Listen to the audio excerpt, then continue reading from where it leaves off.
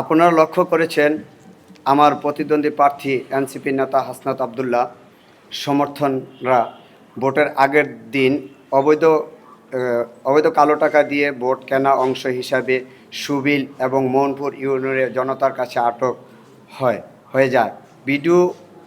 Video ফেসবুকে viral হয়।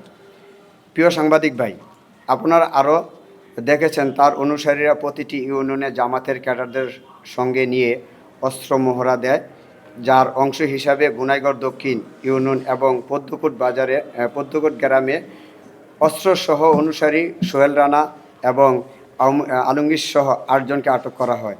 তারপরও আমি নির্বাচন করে যাচ্ছি।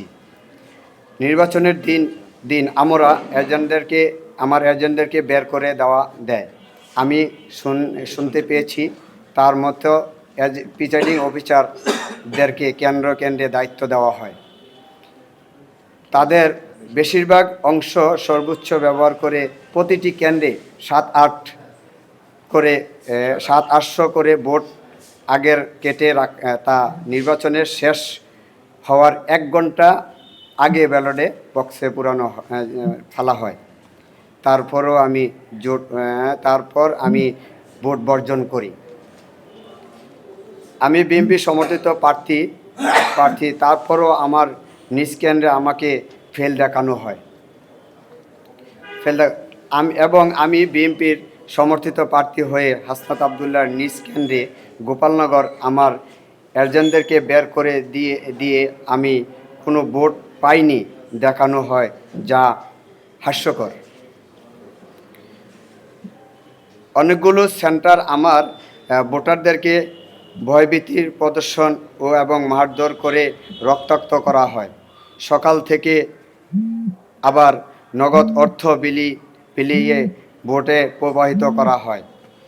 দেবিদ্বারের বেশিরভাগ সাংবাদিক তার বিপক্ষে না লেখার জন্য চাপ প্রয়োগ করা হয়।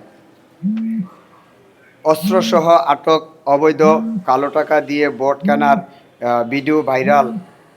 আমার এজেন্টদেরকে কেন্দ্রে থেকে বের দেওয়া হয়। আগে থেকে ব্যালটে সিল মেরে শেষ সময় বক্সে ফালানোর আগে অনেক অভিযোগ নির্বাচনের দিন প্রশাসনের কাছে ফোনের মাধ্যমে জানালে কোনো প্রতিক্রিয়া পাইনি। তাই আপনাদের মাধ্যমে দেশবাসীকে এবং নির্বাচন কমিশনকে জানাতে চাই, এই প্রশাসনের নির্বাচন সুষ্ঠু এবং সূক্ষ্ম ভোট ডাকাতি, নির্বাচনের সন্ত্রাস এবং কালো টাকা দিয়ে ভোট প্রভাবিত করায় নির্বাচনের বাতিল করে পুনরায় ভয়ভীতিহীন অবাধ সুষ্ঠু নিরপেক্ষ নির্বাচন দাবি জানাচ্ছি।